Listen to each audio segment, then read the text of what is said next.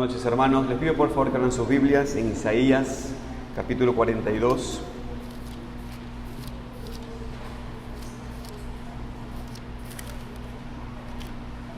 Isaías, capítulo 42, versículo 3. Isaías, capítulo 42, versículo 3. La palabra de Dios dice, y los niños también buscan en la Biblia, la cita bíblica, Isaías 42, versículo 3. Sí, en la Biblia. Muy bien. Isaías 42, versículo 3. La palabra de Dios dice, no quebrará la caña cascada, ni apagará el pábilo que humeare. Por medio de la verdad traerá justicia. Como recordarán, el profeta Isaías, en medio de su ministerio de predicación en el pueblo de Israel, tuvo el privilegio de anunciar de diferentes maneras el ministerio del Señor Jesucristo. Una de esas maneras fue esta porción de Isaías 42. Y si leemos todo el contexto, lo podemos leer desde el versículo 1. Isaías 42, 1 al 3 dice, he aquí mi siervo, yo le sostendré, mi escogido, en quien mi alma tiene contentamiento. He puesto sobre él mi espíritu. Él traerá justicia a las naciones, no gritará, ni alzará su voz, ni la hará oír en las calles. No quebrará la caña cascada, ni apagará el pábilo que humeare. Por medio de la verdad traerá justicia.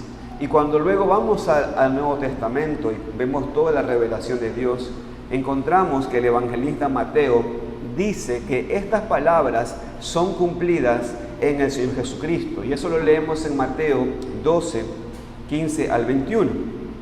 Dice Mateo 12, 15 al 21, sabiendo esto Jesús se apartó de allí y le siguió mucha gente y sanaba a todos y les encargaba rigurosamente que no le descubriesen, para que se cumpliese lo dicho por el profeta Isaías cuando dijo, he aquí mi siervo, a quien he escogido, mi amado, a quien se agrada mi alma, pondré mi espíritu sobre él y a los gentiles anunciará juicio.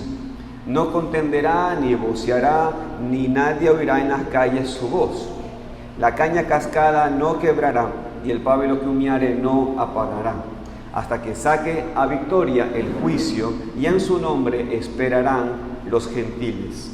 Como se darán cuenta, esta profecía entonces de Isaías se cumple en Cristo.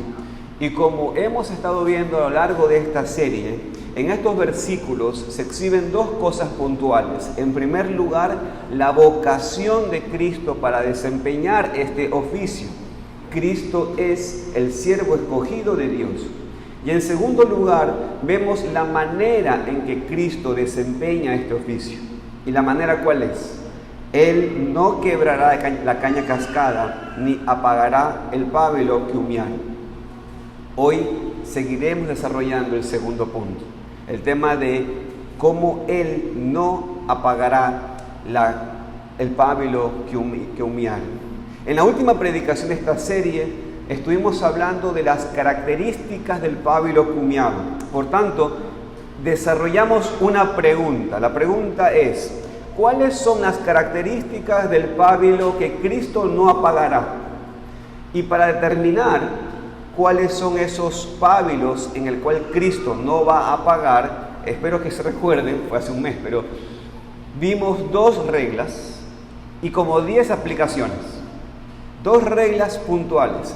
¿Se acuerdan cuál fue la primera regla? La primera regla fue de que debemos tener dos ojos, uno para ver las imperfecciones, que es el mismo ojo con el cual vemos las imperfecciones de los otros, y tenemos que tener otro ojo, el otro ojo que sirva para ver lo bueno. ¿Y qué es lo que quisimos decir allí? Lo que significa es que debemos ver lo que Dios sí está haciendo en nosotros por medio de lo que Él ha declarado de nosotros para todos los que creen en Cristo. ¿Ok? Tenemos que ver lo que Dios ha dicho de nosotros y ese es el ojo bueno. Ahora, esto nos lleva a la segunda regla que tenemos que tener en cuenta. Y la segunda regla, hermanos, para entender cuáles son los pábilos que Cristo no va a apagar, es que tenemos que recordar que nuestra norma es el pacto de gracia. Nuestra norma es el pacto de gracia. Lo que significa es que el Señor no apagará a los pábilos que han sido encendidos por el Evangelio. Los que han sido encendidos por medio de la fe en Cristo. Todos aquellos, en cambio, que ponen su esperanza en un pacto de obediencia, todos los que ponen su esperanza en sus propias obras o en su propia justicia delante de Dios, todos esos pábilos Cristo los va a apagar. Pero en cambio, los que ponen su esperanza y se arrojan a Cristo, esos pábilos Él no va a apagar. ¿Ok? Teniendo eso en cuenta, esas reglas, sabiendo que esto es, con estas reglas clasificamos cuáles son los pábilos que serán apagados y cuáles no. Estuvimos viendo entonces las aplicaciones, 10 aplicaciones vimos en ese momento. Y con eso, las 10 aplicaciones apuntaban a que veamos con el ojo bueno. Que veamos con el ojo bueno. Y que entonces veamos que por eso Cristo no nos va a apagar. Y estuvimos viendo esto, a ver si recuerdan. Lo primero que vimos es que si hay un fuego santo en nosotros, es porque ha sido encendido desde el cielo, del Padre de las luces, que mandó que las tinieblas resplandeciese la luz. Por lo tanto, el Señor usó los medios ordinarios para encendernos. Un medio ordinario, por ejemplo, de gracia, ¿cuál es? La palabra de Dios. Y por lo tanto, ¿cómo creen que ese fuego va a seguir alimentándose? Por los mismos medios de gracia. Ahora vuelvo, puede ser que sea un fueguito chiquitito, pero fue encendido. Y eso es el ojo bueno que tenemos que tener. Si hemos creído en el Señor, somos ese pábilo. Tira mucho humo, pero hay fuego. Una segunda aplicación que dijimos es que incluso la luz divina más tenue tiene una cierta medida de calor. ¿Qué significa eso? Lo que significa que esa pequeña luz tiene ahora entendimiento y amor por lo que Dios valora. Y por lo tanto, mientras más escuche lo que Dios dice y lo que Dios aprueba, ese hombre o esa mujer comienza a tener más gusto por las cosas que Dios ha dicho que le gustan. Pero eso sucede, hermanos, porque tenemos esa pequeña luz. Y como dice el cántico, la dejaré brillar y que no la apague Satanás. ¿Has escuchado esa canción? Esta es mi pequeña luz, la dejaré brillar. Esta es mi pequeña luz, la dejaré brillar, brillará, brillará, brillará. No lo apaga Satanás, la dejaré brillar. Es algo que tenemos que entender, hermanos, que si el Señor lo ha encendido, aunque sea pequeña, va a seguir creciendo. Algo más que dijimos fue que cuando se enciende esta luz celestial, nos dirige por el camino correcto. Lo que significa que esta luz nos es dada para mostrarnos el camino más excelente y para guiarnos a lo largo de la vida. Una cuarta aplicación que dijimos fue que donde está este fuego separa las cosas de lo que es del oro y la escoria. O sea, este fuego hace distinción entre la naturaleza, que son diferentes. Hermanos, pues puede ser que muchos de nosotros digamos, pero es que no lo veo tan claro en mi vida. Paciencia, paciencia, porque el Padre se deleita en vernos crecer. Paciencia. Una quinta aplicación que dijimos es que mientras más espiritual es un hombre, más placentera le es la luz. Lo que significa que esa persona está dispuesto a ver cualquier cosa impropia que debe reformar y a descubrir cualquier servicio adicional que deba rendir, pues verdaderamente odia lo malo y ama lo bueno. Si va en contra de la luz que ha descubierto, pronto será llevado de regreso al sendero. O sea, dicho de otra manera, esa persona que ha sido encendida por el Señor suele hacer reformas en su vida. Suele hacer reformas y lo hace en función de la palabra. No lo hace en función de lo que me enseñaron los antiguos maestros, sino que siempre lo hará en función de lo que dice la palabra. Una sexta aplicación que dijimos fue que cuando el fuego está presente, siempre ese fuego tiene cierto grado de actividad. Lo que significa es que la gracia, como el fuego, cuando está presente, por poco que sea la gracia en uno, esa gracia obra, pues proviene del Espíritu de Dios, que debido a sus operaciones es comparado con el fuego. Y por eso, hermanos, incluso en medio del pecado, cuando pareciera que lo único que está activo es la corrupción, hay un principio, que es el Espíritu Santo, que está haciendo fuerza para que ese pecado no avance. Lo que no sucede con los que no han nacido de nuevo, lo que no sucede con esos pábilos que no tienen el fuego. ¿Ven?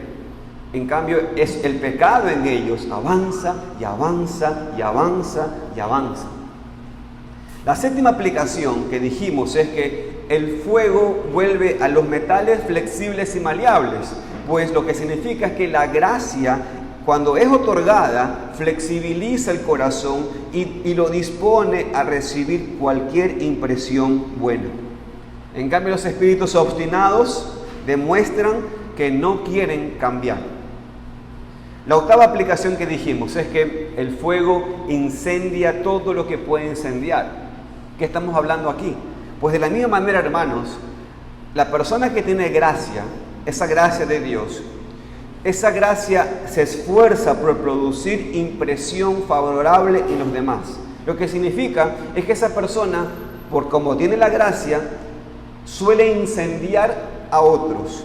Hace que otros comiencen también a tener acercamiento a Cristo. Y lo hace por medio de su comportamiento y por medio de lo que dice. Entonces, esa persona, incluso hasta las cosas civiles, como trabajar, como las cosas naturales que solemos hacer entre semana, lo hará todo para la gloria de Dios. Porque, así como el fuego, la gracia incendia a lo que está lo demás.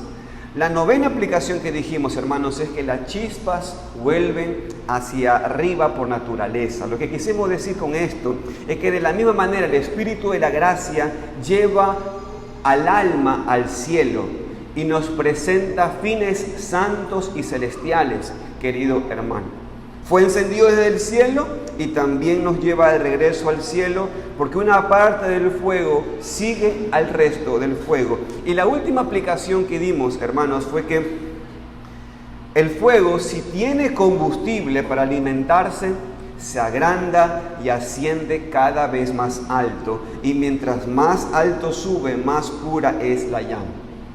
Lo que quisimos decir es que de la misma manera donde hay gracia genuina, esta crece en cantidad y en pureza. El pábilo que humea crecerá hasta formar una llama, y a medida que vaya creciendo también eliminará lo que es contrario y se perfeccionará cada vez más. En cierto sentido, hermanos, con todo lo que acabo de decir, en cierto sentido resumimos esa predicación tan detallada con lo que dice la confesión de fe de nuestra iglesia con respecto a la doctrina de la santificación. Por eso decimos, hermanos, que Cristo no apagará el pábilo que humea, porque tienen estas características. He aquí el ojo bueno que debemos tener hacia nosotros mismos.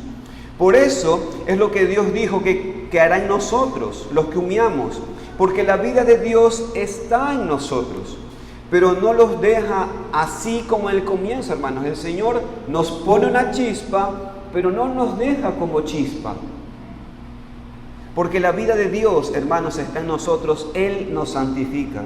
Aquellos que están unidos a Cristo son llamados eficazmente y regenerados, es verdad, pero luego, hermanos, teniendo un corazón nuevo y un espíritu nuevo, creados en ellos en virtud de la muerte y resurrección de Cristo, Él nos santifica, hermanos, de manera real y de manera personal, mediante las mismas palabras del Señor y mediante el mismo Espíritu de Dios que ahora mora en nosotros.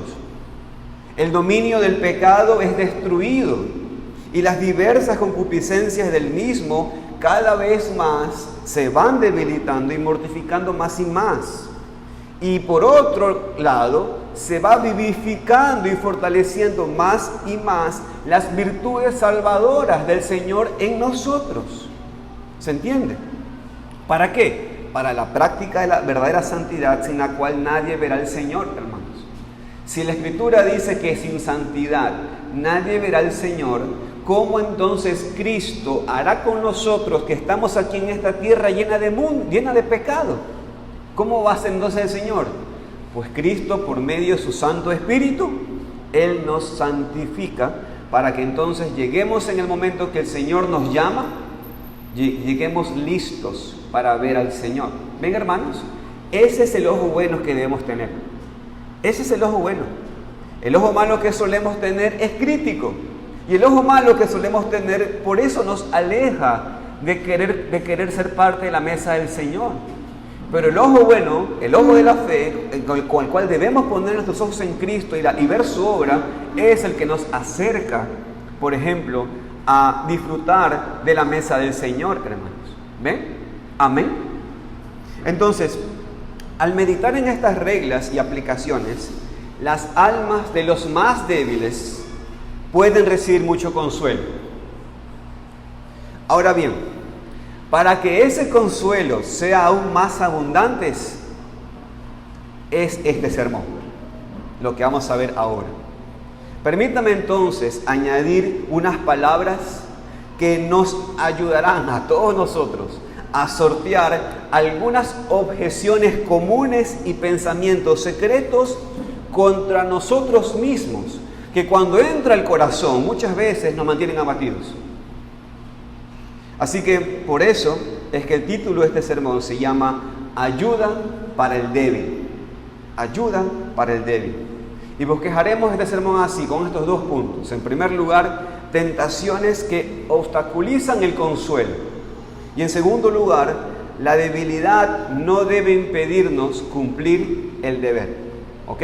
O sea, tenemos que reconocer que somos débiles, ¿ok? Pero eso no es una excusa para no hacer nuestra responsabilidad. Oramos y que el Señor nos guíe en este sermón. ¿Ok? Vamos a orar. Padre, tú nos has enseñado por medio de tu Hijo que tú nos libres de la tentación. Y Señor, gracias porque en tu palabra nos enseñas esas trampas que Satanás pone, que ha puesto en este mundo, que pone muchas veces de manera directa en nuestro propio cerebro, en nuestra propia mente. Y tú nos enseñas en tu palabra esas trampas. Y por eso, Señor, en primer lugar te agradecemos porque tú, bendito Dios, has oído nuestra súplica de que nos alejes del mal y ahora nos vas a mostrar, Señor, cómo hacerlo.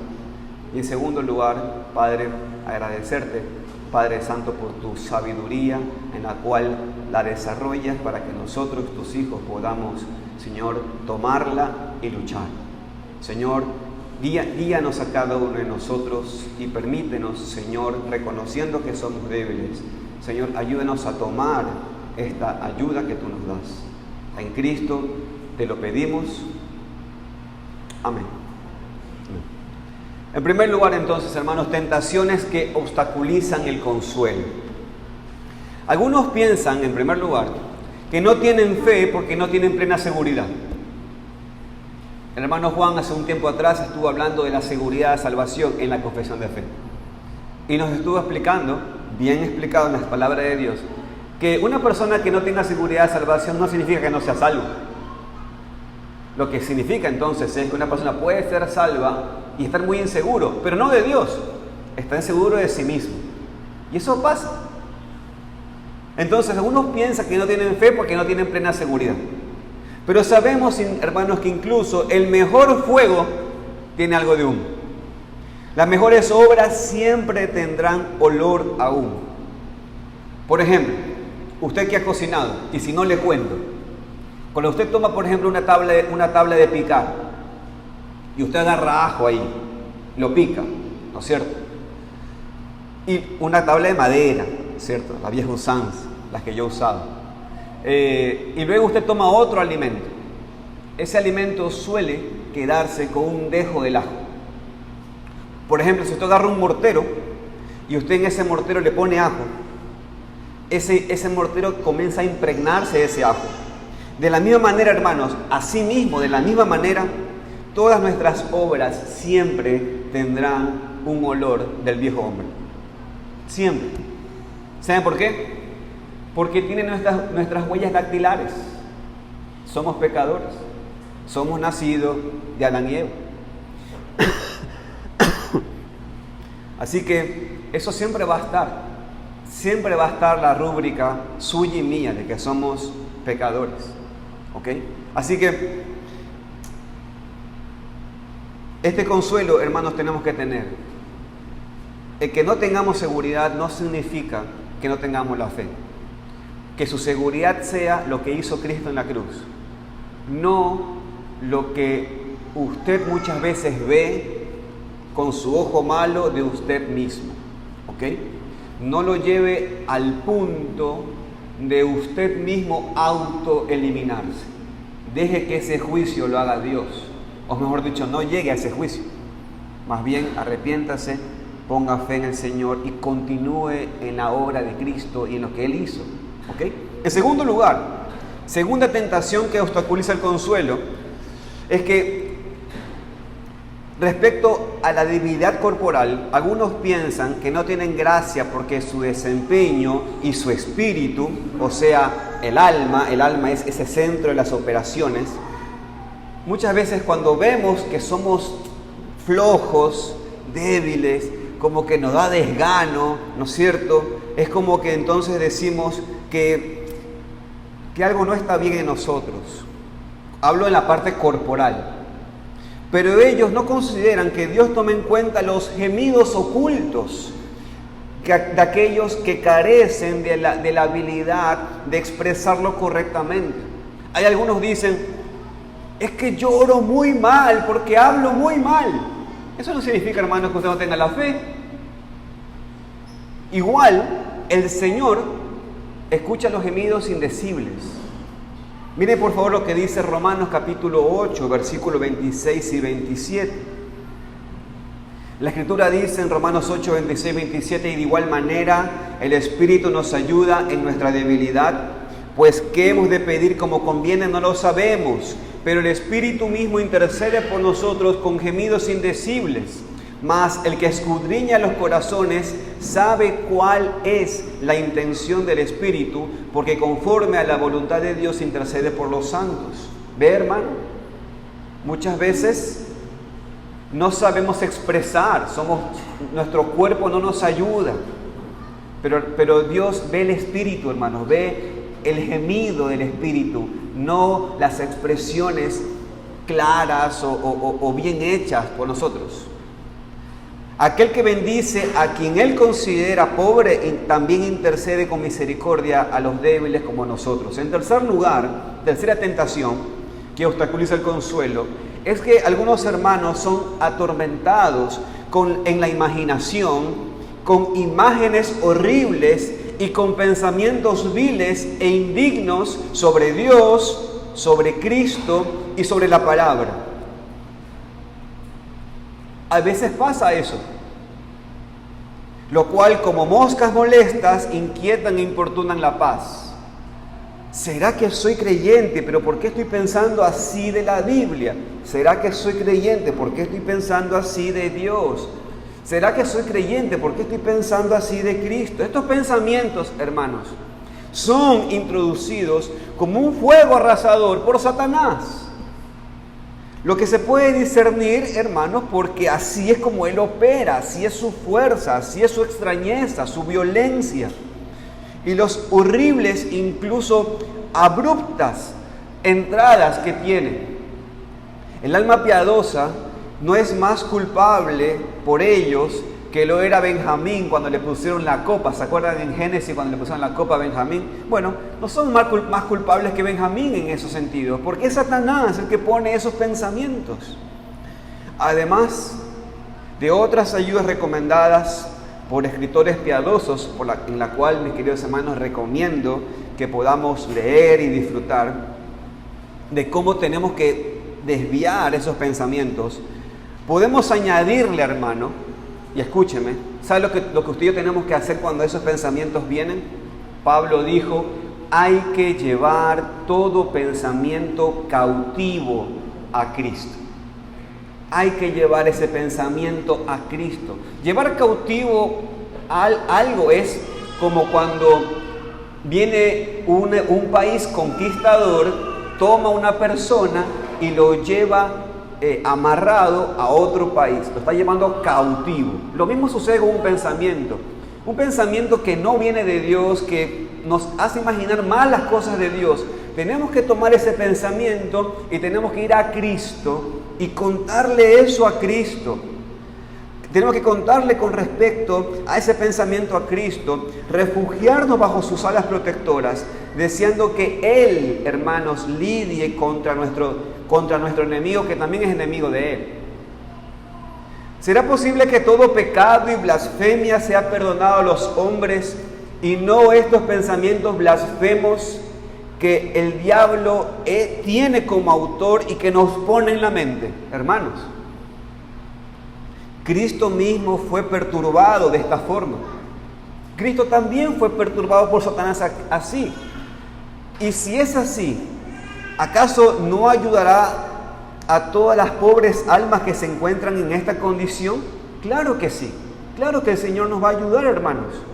Sin embargo, por supuesto, tenemos que hacer una diferencia entre Cristo y nosotros. Por supuesto. Como Satanás no tenía nada propio en Cristo, sus sugerencias no dejaron ninguna impresión en la naturaleza santa de Cristo, sino que se apagaron de inmediato como chispas que caen en el océano. Tenemos que reconocer eso. Cuando Satanás tentó a Cristo, solo hubo propuestas por parte del diablo y detecciones de su vileza por parte de Cristo. Cristo lo cazó al vuelo de una. Cuando Pedro habló, Cristo no lo maltrató a Pedro, sino que Cristo sabía quién estaba detrás de Pedro. Lo que Adán no hizo cuando habló con Eva, ¿no? Cuando Satanás habló, Adán no detectó eso. ¿Ven? Pero en cambio Cristo lo detecta de una. Es verdad. Detectar la maldad propuesta por otro no es malo. La tentación era un agravio para Cristo, pero pecado por parte de Satanás. Sin embargo, Él se dejó tentar de esta manera para que pudiera Él compadecerse de nuestros conflictos y enseñarnos a utilizar nuestras armas espirituales como Él lo hizo. ¿Qué hizo Cristo cuando vino estas tentaciones de Satanás? Pues el Evangelio de Lucas, hermanos, nos muestra claramente cómo Cristo constantemente venció a Satanás. ¿Sabe lo que dice el Evangelio de Lucas?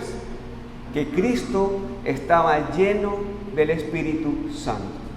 Y en el poder del Espíritu Santo, todo el tiempo lo frenteó a Satanás. Y hermanos, es exactamente lo que el Señor nos manda, lo que tenemos que hacer usted y yo. ¿Cuál es un mandato en 1 Tesalonicenses capítulo 5? Sed llenos del Espíritu Santo. Eso está en Efesios también, capítulo 4. Tenemos que ser llenos del Espíritu Santo. En Tesalonicenses se nos habla de que estemos en oración, de que no desechemos las profecías. Y no desechar las profecías, o sea, no desechar las predicaciones de la palabra de Dios, estar llenos de oración, eso hace que el Espíritu Santo se llene. Y por lo tanto podemos enfrentar a Satanás. ¿Ven? Ahora, Cristo se dejó tentar para mostrarnos cómo son los medios que hay que usar, ¿no?, cuando justamente estemos en estas situaciones. Y esta es la lección que debemos aprender. Debemos ser llenos del Espíritu. Cristo podría haber vencido al diablo, hermano, usando su poder, pero lo hizo a través de los medios de gracia para que nosotros sigamos sus pisadas. ¿Me siguen hasta aquí? Ahora bien, habiendo visto a Cristo, ahora tenemos que compararnos nosotros, ¿no es cierto? Por otro lado, entonces, cuando Satanás viene a nosotros, encuentra un patio de recreo. Y hay una diferencia, ¿no es cierto? Cuando Él viene a nosotros, Él sí encuentra algo propio en nosotros que se mantiene en contacto y comparte información con Él. Es como abeja al panal. En nuestra naturaleza existe, en cierto grado, la misma enemistad contra Dios y la falta de bondad que se encuentra en el mismo diablo. Encuentra toda una pista de aterrizaje. Por lo tanto, sus tentaciones producen, en la mayoría de las veces, una mancha en nosotros. Y si no hubiera un diablo que nos propusiera los pensamientos pecaminosos, estos surgirían de nuestro interior, aunque ninguno fuera introducido desde el exterior, por supuesto. En nuestro interior, hermanos, tenemos que reconocer, somos fabricantes de pecados. Los creamos. Si el alma contempla estos pensamientos el tiempo suficiente para sacar de ellos algún deleite pecaminoso, deja una culpa más pesada en el alma, obstaculiza nuestra dulce comunión con Dios, interrumpe nuestra paz y crea un apetito contrario en el alma que lo dispone a pecados mayores. Por eso, mis hermanos, escúchenme bien y pónganme atención. Nosotros somos un patio de recreo para Satanás. Por lo tanto, escuchen, cuando Satanás trae pensamientos pecaminosos, inmediatamente, no crea que usted va a ser como Cristo porque nuestra naturaleza es diferente. Nosotros tenemos que tomar los medios de gracia como hizo Cristo, pero llevar ese pensamiento a Cristo y decirle: Satanás me está molestando, Señor, ayúdame. ¿Se entiende? ¿Sabe por qué? Porque si usted no lo hace, usted va a quedar todo el tiempo con: buena idea. ¿Y por qué no? Puede ser. Hoy no terminará cumpliendo ese pecado, pero mañana sí. ¿Sabe por qué? Porque ese pensamiento quedó acá. Y arrancó, y arrancó, y continuó. Y esa semilla de Satanás luego se hizo un árbol, creció y luego tuvo su fruto. Es así. Es como lo que dice Santiago de cómo describe qué sucede cuando sale el pecado. ¿Sabe qué sucede cuando sale el pecado? Dice Santiago que primero la tentación es gestada y concebida, y luego que eso se gesta, viene lo que viene por naturaleza. Ese fruto crece en la panza, no se ve, pero luego sale ese niño, ¿no es cierto? Lo mismo sucede con el pecado. Viene acá, no lo descartamos, quedó, creció y luego se va a ver desarrollado en nuestro cuerpo. Y después, ¿sabes qué sucede? Señor, ¿por qué estoy donde estoy? Estás donde estás porque hace un tiempo atrás lo pensaste y no lo descartaste. Estás exactamente en el lugar equivocado porque no descartaste en el momento que tuviste que descartar. Hermanos, y tenemos que reconocer eso y tenemos que entonces, por esto les estoy diciendo, somos débiles y necesitamos saber estas tentaciones que Satanás pone y que tenemos que descartarlas. ¿Ok? Entonces los malos pensamientos, hermanos, justo yo tengo un inquilino, lamentablemente, otra vez le robaron. Le están haciendo este modus operandi, le están entrando por el techo. No ha puesto el reja en el techo como se debería poner, o sea, las mallas. Le han entrado por el techo y hermanos, ustedes ven el hueco del techo. Es del porte de una baldosa de estas. Ahora usted dice, un ladrón gordo como yo no entra allí. ¿Cómo hace? Claro, introducen niños. Gente pequeña, flacos, los introducen, luego entonces, estando ya adentro, abren y listo. Ahora los gorditos como yo ya pueden entrar y hacer sus vándalos. Bueno, hermanos, los malos pensamientos son como esos ladronzuelos que se meten por las ventanas para abrirle las puertas a los más grandes. Los pensamientos son las semillas de acciones. Convierten la vida de muchos cristianos buenos en casi un martirio, en especial cuando son fomentados por Satanás. Algunos pretenden mal aconsejar a tales personas diciendo que tales pensamientos son excusables porque provienen de la naturaleza. Dicho consejo no es nada saludable. Debemos saber que la naturaleza, hermanos, cuando surgió de las manos de Dios en el principio, no emanaba tales cosas. El alma, cuando fue inspirada por Dios, no tenía ese aliento tan desagradable. Sin embargo, como se autoengañó por el pecado, ahora le es natural, en un cierto sentido, forjar pensamientos pecaminosos y ser un horno que arroja esas chispas. El hecho de que nuestro pecado esté tan arraigado y esparcido en nuestra naturaleza, definitivamente agrava la pecaminosidad de nuestra corrupción natural. Es por eso, mi querido hermano y hermana, tenemos que conocer la anchura y la profundidad del pecado, porque cuando lo hacemos, eso nos va a ayudar a que nos humillemos delante de Dios.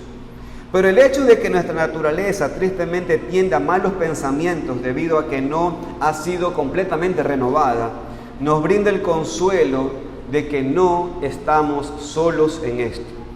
Quienes no han considerado esta verdad han sido tentados incluso al grado de la profunda desesperación. Nadie, dicen ellos, tiene una naturaleza tan repugnante como la mía. Esa idea surge, hermanos, de la ignorancia, de la difusión del pecado original. ¿Qué puede venir de lo inmundo sino lo que es inmundo? Hermanos, Proverbios 27:19 dice: como en el agua el rostro corresponde al rostro, así el corazón contaminado del hombre al del hombre. A menos que la gracia haya hecho una diferencia en nosotros. Al igual que ante los fastidios de Satanás, lo mejor que podemos hacer en este caso, hermanos, es presentarnos delante de Dios, presentarnos delante de Cristo y presentar nuestras quejas. Hermanos, tenemos que hacer esto. Tenemos que ir a Cristo y decir: miserable de mí, ¿quién me librará de este cuerpo de muerte? Así lo hizo el apóstol Pablo. Y luego, cuando ya nos desahogamos, inmediatamente volver a Cristo y hallar consuelo en Cristo, diciendo: gracias doy a Dios, como lo hizo el apóstol Pablo en Romanos. Y es bueno sacar provecho de esto para odiar más este ofensivo cuerpo y acercarnos más a Dios. Hermanos, cuando ustedes leen al salmista en el Salmo 73, este hombre estaba fastidiado de ver injusticia. Ahora, hermanos, una cosa es verla, otra cosa es que eso que ve distorsionar la imagen de Dios. Y entonces él comenzó a tener una imagen de Dios equivocada.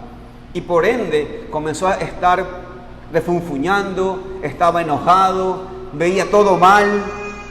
Pero luego, ¿qué dice, hermanos? Él mismo reconoce que por dejar que ese pensamiento se agrande, él mismo dice que sus pensamientos eran necios y él se parecía a una bestia. Eso dice el Salmo 73, versículo 22 y el versículo 28. Que él decía: yo me parecía a una bestia. Pero ¿cómo comenzó a cambiar él ese pensamiento? Dice el mismo Salmo: hasta que me puse a pensar verdaderamente en Dios. Hasta que trajo a su mente, a su alma, una imagen correcta, hermanos, de quién es Dios. Él comenzó a almacenar buen material para que su corazón tenga buen tesoro y entonces rogar a Cristo para que por medio del Espíritu Santo ese flujo pecaminoso de malos pensamientos se corte y más bien venga a su mente mejores pensamientos. Nada, hermanos, nada abate más el ánimo de los santos que desean deleitarse en Dios luego de haber escapado de las contaminaciones comunes del mundo, que esos flujos espirituales inmundos que son contrarios a Dios. Así que, mi querido hermano y hermana que está aquí, mire, escúcheme. Bueno, acabé de dejarle el celular ahí en la maleta. Hermanos, nosotros vivimos en una época terrible, llena, hermanos, de maldad. Disfrutamos un gran tiempo de tecnología que es una bendición para que el reino de Dios se expanda. Eso es una bendición. Pero así como el trigo ha crecido, la cizaña también ha crecido. ¿Ok? Y por lo tanto, Satanás también ha usado la revelación general para mal. O sea, la ciencia también la está usando para mal. Y es por eso, hermanos, que usted antes tenía un celular y no le venía pornografía. No le venía audios que nos hablan de chismes. Pero ahora sí, te vienen. Antes tú tenías filtros en el YouTube, en ciertas cosas. Ahora no. El mismo hecho de que estés en un grupo, a lo mejor de amigos de la escuela, porque tu deseo es ganarlos para el Señor y está muy bien. Pero ellos no tienen filtros. Y tú les dices seguramente, hey, dejen de mandar estas cosas porque mis hijos tienen acceso a mi celular, como debería ser. ¿No es cierto? Ahora, dejen de mandar estas cosas. No lo hacen. Entonces tú estás allí, tú de repente no sabes si es una información del tráfico y es una cosa horrible que te mandan. ¿Qué es lo que tenemos que hacer, hermanos? Tenemos que luchar. Tenemos que luchar contra esos pensamientos e ir al Señor y no dejar que crezcan esos pensamientos. Tenemos que esforzarnos en eso. ¿Ven? Esa es una de las tentaciones que están allí y que no tenemos que caer en la trampa, hermanos. Cuando decimos, Señor, líbranos del mal, tiene que ver con esto. Seamos sabios y no dejamos crecer esos malos pensamientos. El mero hecho de que estos pensamientos sean irritantes para nosotros, si te irrita, eso es un consuelo, porque fuerzan al alma a todos los ejercicios espirituales. ¿Sabe lo que deberíamos hacer? Velar. Deberíamos caminar más cerca de Dios. Deberíamos elevar nuestros pensamientos, de nuestra naturaleza. Deberíamos elevarlos a los pensamientos del Señor. Deberíamos considerar la verdad de Dios. Deberíamos considerar las obras de Dios. Deberíamos rápidamente estar en contacto con hermanos, tener comunión con los santos. Deberíamos estar constantemente ejerciendo la piedad. Y también, hermanos, deberíamos considerar el terror que eso causa delante de Dios. O sea, dicho de otra manera, deberíamos considerar, hermanos, que debemos tener temor de Dios. Todos estos ejercicios revelan que necesitamos todos los días, hermanos, la gracia limpiadora y perdonadora de Dios. Y debemos todos los días, hermanos, procurar ser hallados en Cristo. Pensemos en esto. ¿Qué pasaría si el Señor te viene a buscar ese día? ¿A dónde quisieras que te encuentre? ¿Cómo quisieras que te encuentre? Bueno, que el Señor nos permita encontrarnos en Cristo, que seamos hallados en Cristo. ¿Ven? Ustedes han pensado muchas veces con este tema de los terremotos, ¿no es cierto?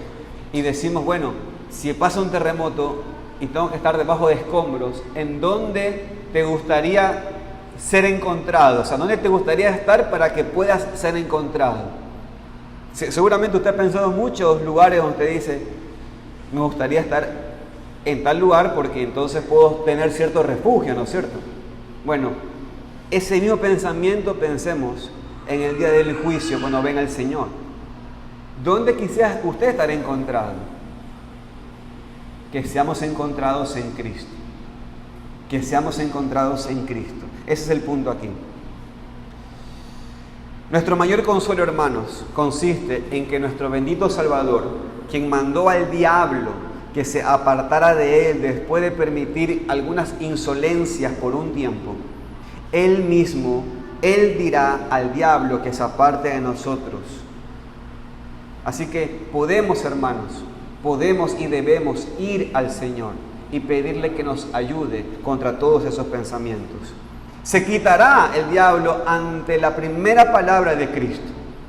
Y el Señor puede reprender a su propio tiempo la agitación extravagante y rebelde de nuestros corazones y someter a sí mismo todos los pensamientos del hombre, y Él lo hará. En cuarto lugar, hermanos, una cuarta tentación que suele obstaculizar el consuelo y que por lo tanto necesitamos tener mucha atención. Algunos piensan que debido a que están más angustiados por el humo de la corrupción que antes, piensan que se hallan en un estado peor. Se lo vuelvo a decir. Algunos piensan que debido a que están más angustiados por el humo de la corrupción que antes, se hallan en un estado peor. O sea, es como que dicen, yo vengo caminando en el camino del Señor y ahora veo más humo que antes. ¿Cómo puede ser? Cuando arranqué no había tanto humo, pero ahora veo más humo. ¿Qué es lo que está pasando? Y entonces nos angustiamos. Es cierto, hermanos, que las corrupciones ahora aparecen más que antes. Pero, hermanos, en verdad, cada vez son menos. Aparecen más, pero cada vez son menos. ¿Por qué pasa esto, hermanos? Les voy a explicar. En primer lugar, mientras más percibimos el pecado, más lo odiamos. Y por lo tanto, es menor. Las partículas de polvo están en el cuarto antes de que brille el sol, pero solo se muestran más cuando aparece el sol. Ahora, en segundo lugar, mientras más cerca están los bandos enemigos, más duro es el conflicto entre ellos. ¿De qué estoy hablando? Hermanos, ahora el espíritu y la carne son los enemigos más cercanos entre sí, pues ambos están en el alma del hombre regenerado, en las facultades del alma y en cada acción que brota de esa facultad. Por lo tanto, no es de extrañar que el alma, que es el escenario de la batalla entre el espíritu y la carne, se haya dividida, y por lo tanto es normal que ese pábilo tire muchísimo humo. En tercer lugar, hermanos, mientras haya más gracia, habrá más vida espiritual, y mientras más vida espiritual haya, habrá más aborrecimiento a lo que nos es contrario. Por lo tanto, nadie está tan consciente de la corrupción como los que tienen las almas vivas. En cuarto lugar, cuando los hombres se entregan a la autoindulgencia, sus corrupciones no los perturban porque porque no están limitadas ni atadas. Pero cuando la gracia suprime sus excesos extravagantes y licenciosos, la carne arde porque no quiere estar limitada, no quiere estar restringida. Sin embargo, ahora la persona está mejor que antes. Y hermanos, en quinto lugar, pensemos en esto. Mientras más crecemos en el conocimiento y en la gracia de Dios, hermanos, como vimos hoy en la mañana, más pecado vamos a ver que tenemos. Vamos a ver los atributos de Dios, ¿no es cierto?, como un espejo. ¿Y por qué como un espejo? Porque nosotros somos creados a imagen de Dios. Entonces es normal que mientras más vemos las perfecciones de Dios, y nosotros que somos imagen de Dios, al verlo decimos, pero yo no soy así. Entonces nuestro pábilo va a tirar mucho humo. Y al otro día crecemos más en el conocimiento de Dios y de su gracia. ¿Y sabe qué va a pasar? Va a salir más humo. Porque vamos a ver que somos más pecadores de lo que pensábamos. Y mañana va a volver a suceder lo mismo, hermanos. Así que es normal que eso suceda. Pero créanme, cada vez más, mejor dicho, cada frecuencia en verdad es menos cantidad. La sustancia que arroja el humo estaba en la antorcha antes que fuera encendida. Pero no es ofensiva hasta que la antorcha empieza a arder. Eso es lo que pasa. Que estas personas sepan que si el humo ahora les es ofensivo, es una señal de que hay fuego. Es mejor gozar del beneficio de ese fuego, aunque arroje humo, que estar en la absoluta oscuridad. La vez pasada mi esposa quiso comer algo en la parrilla Y entonces, obviamente, tuve que ayudarla. Ahora, ¿qué pasa, hermanos? Si usted pone un maduro en la parrilla y no pone fuego, por más que usted esté un día, 2 días, una semana y una vida, jamás ese maduro estará listo para comer. Pero si usted pone un carbón pequeño, y solamente tiene uno, y usted está ahí que le da fuego, y aunque no se haga un gran fuego, pero hay una chispa, esa brasa pequeña, caliente, trabajará en ese alimento y será comible. Ven, hermanos, eso es lo que sucede, eso es lo que pasa. Por lo tanto, hermanos, aunque es incómodo en el conflicto, a su vez esto nos da consuelo como evidencia. Es mejor que la corrupción nos ofenda ahora en lugar de que perdamos el consuelo final por pretender obtener un poco de paz en el momento.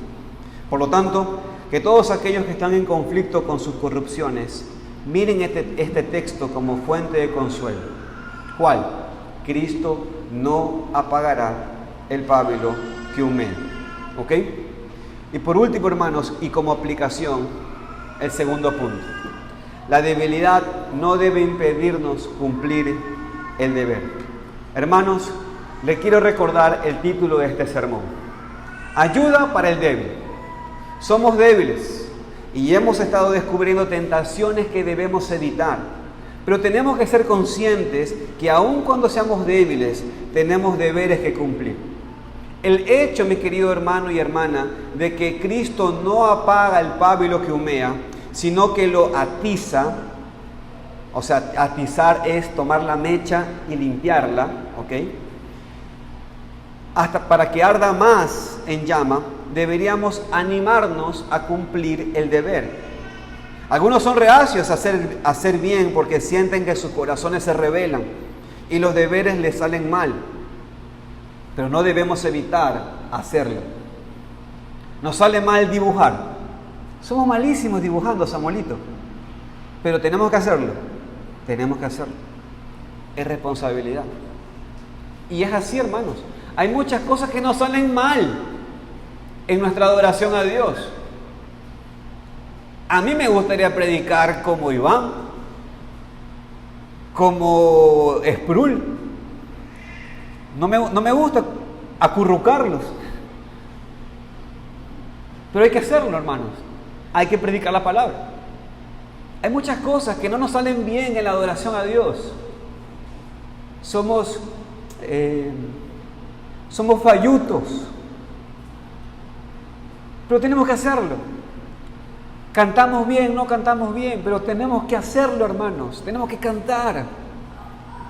Hay muchas cosas que no nos salen excelentes, pero es nuestra responsabilidad. Hay que hacerlo. Hubieron 2 hijos, uno que dijo algo que el padre les mandó a hacer a los hijos, y uno dijo sí voy y no fue, y el otro dijo no voy, pero sí fue. Y Cristo preguntó, ¿cuál hizo la voluntad del Padre? ¿El que dijo que iba a hacer y no fue, o el que lo hizo? Ven, hermanos, el que lo hizo fue. Entonces, a veces pensamos que como no nos sentimos, entonces no está bien. No, hay que hacerlo, hermanos. Hay que hacerlo.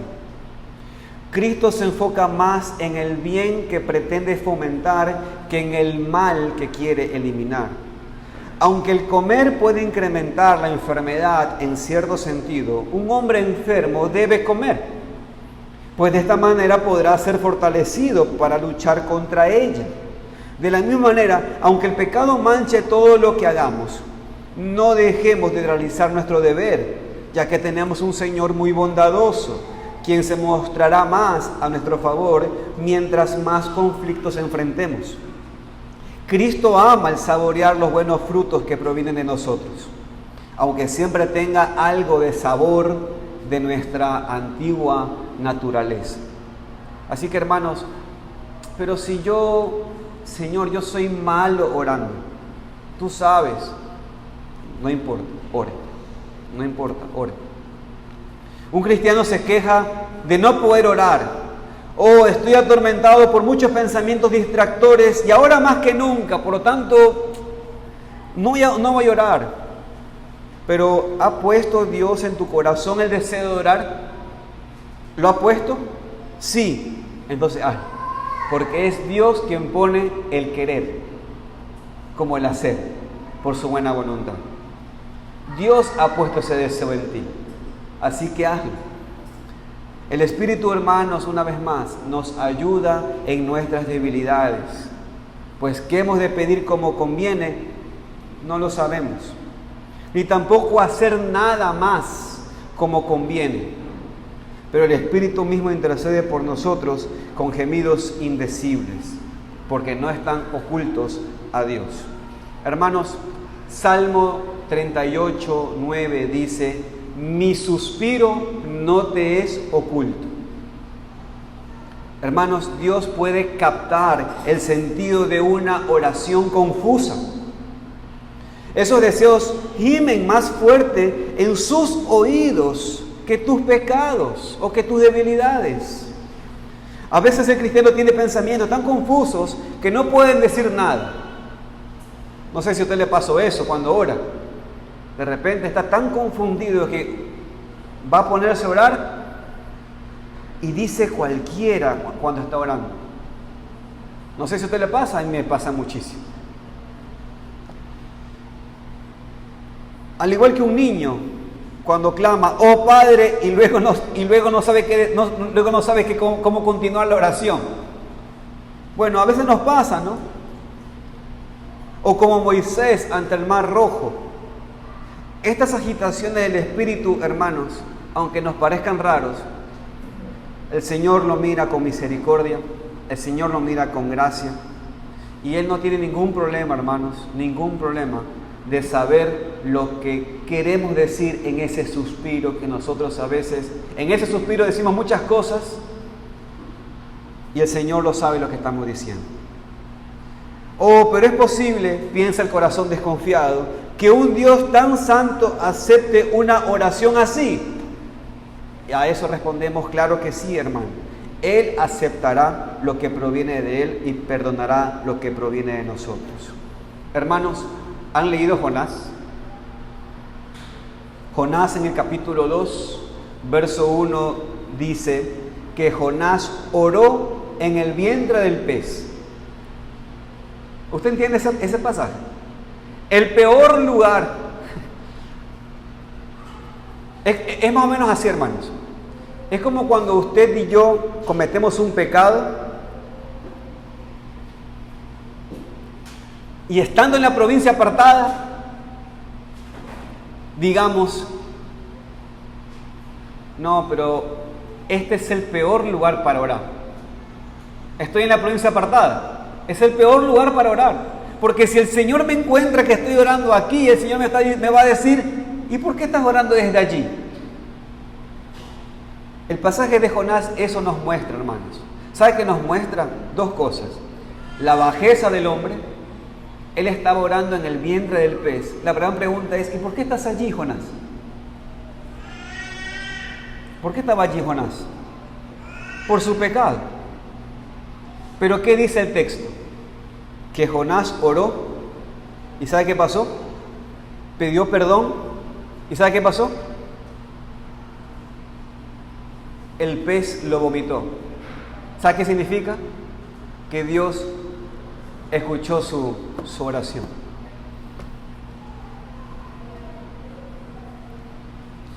Y hermanos, así es nuestro Dios.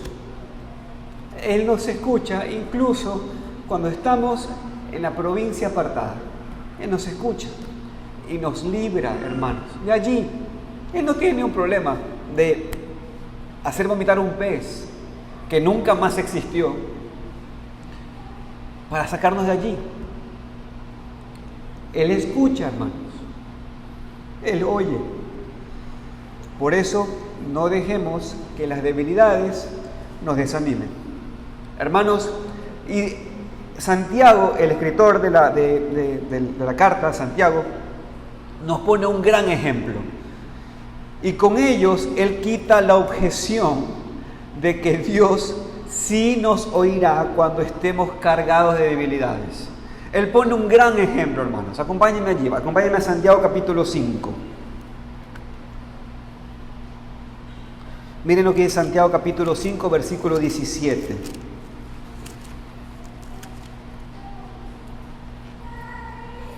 Santiago 5, 17 dice: Elías era hombre sujeto a pasiones semejantes a las nuestras. Con esa frase Santiago está diciendo muchas cosas, aunque no parezca. Pero dice una vez más: Elías era hombre sujeto a pasiones semejantes a las nuestras, y oró fervientemente para que no lloviese, y no llovió sobre la tierra por 3 años y 6 meses. Alguien podría objetar: si yo fuera tan santo como Elías, entonces mis oraciones serán escuchadas.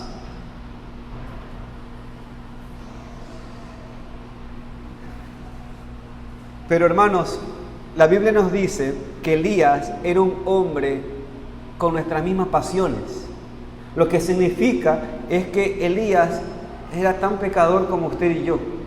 Igual de pecador, con las mismas pasiones vergonzosas, con las mismas pasiones desbordadas, con sus mismas debilidades. Él era un hombre igual que usted y yo.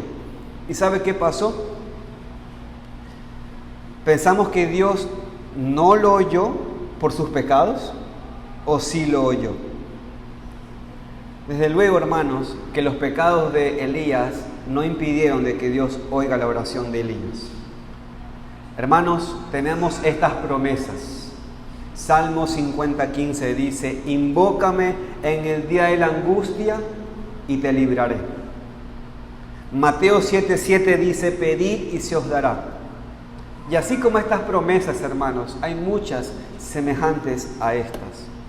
Aunque somos débiles, Dios acepta nuestras oraciones porque somos sus propios hijos y vienen de su propio espíritu, porque son acordes a su voluntad propia y porque son ofrecidas en la mediación de Cristo.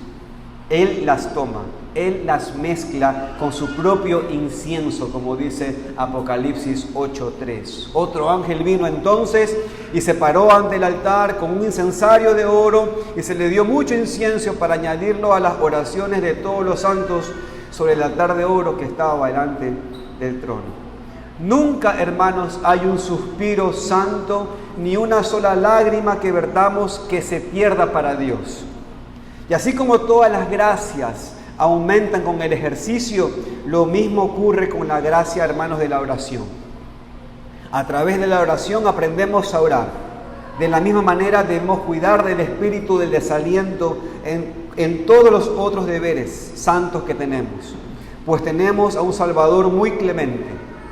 Oremos como podamos, oigamos como podamos, esforcémonos como podamos, hagamos como podamos, según la medida de la gracia que hemos recibido. Dios en Cristo mirará con gracia lo que es suyo. Hermanos, ¿acaso Pablo era perfecto? ¿No dijo Pablo que él proseguía a la meta? No seamos crueles, hermanos, entonces con nosotros mismos, cuando Cristo es clemente con nosotros. Hay una cierta humildad de espíritu que nos lleva a agradecerle a Dios por cualquier capacidad que tengamos y a reposar en calma con la medida de gracia que hemos recibido. Pues vemos que es la buena voluntad de Dios que esto sea así. Él es quien da el querer como el hacer. Así que, hermanos, ¿usted tiene responsabilidades? Sí. ¿Es débil? Sí. Pero tiene responsabilidades. Hágalas. Pero me sale mal. Vuelva a hacer. Esfuércese y vuelva a hacer. Y vuelva a hacer. Porque el Señor, hermanos, nos mira por medio del pacto de gracia. Hermanos, así es como debemos orar. Aquí le quiero dar un ejemplo de cómo debemos orar. Señor, creo con una fe débil, pero aún así con fe. Te amo con un amor flaco, pero aún así con amor. Me esfuerzo con flaqueza, pero aún así me esfuerzo. El fuego mío es pequeño, tiene mucho humo y seguirá teniendo más humo mientras siga creciendo en la gracia y en el conocimiento de ti. Tú me has traído a tu pacto para ser tuyo, cuando era tu enemigo. ¿Acaso entonces me desecharás por estas debilidades presentes que al igual que te desagradan a ti, también me desagradan a mí? Hermanos, si antes que éramos enemigos, Dios derramó su Espíritu en amor para que seamos sus hijos, ¿cuánto más ahora que somos sus hijos? No nos oirá, no nos verá con amor. Hermano, que esta sea nuestra oración. Y finalmente, y esta será la respuesta de Dios ayudando al débil. Esta será la respuesta. Vaya conmigo a Primera de Reyes, capítulo 14.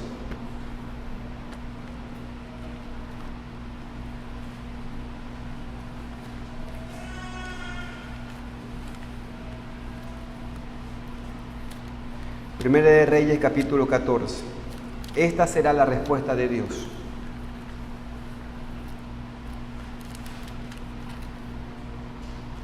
Primera de Reyes 14:13.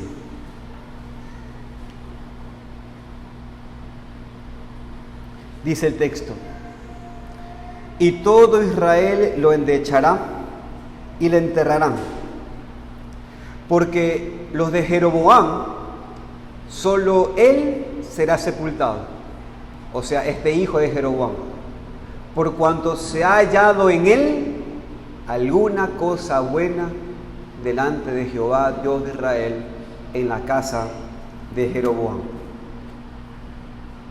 Hermanos, es un texto, es una joya este texto, porque dice, hermanos, usted entiende que todos los del norte eran impíos, todos los del norte fueron impíos, todos los reyes, y dice que todos esos reyes serán mal enterrados, pero hay uno que ni se conoce de él, que es de este hijo de Jeroboam. Y dice, en cambio, cuando muera, todos lo llorarán, porque en él será enterrado en verdad, y él es el único que ha tenido algo bueno delante de Dios. Y hermanos, ese es un epitafio para nosotros. Si hay un texto que puede decir en nuestro sepulcro que esto sea así, miremos con el ojo bueno, que diga algo así de nosotros. Porque Dios lo ha dicho, hermanos. Y Dios nos dice esto en Cristo. Que se ha hallado en nosotros una cosa buena. Lo mejor. La fe en Cristo. Amén.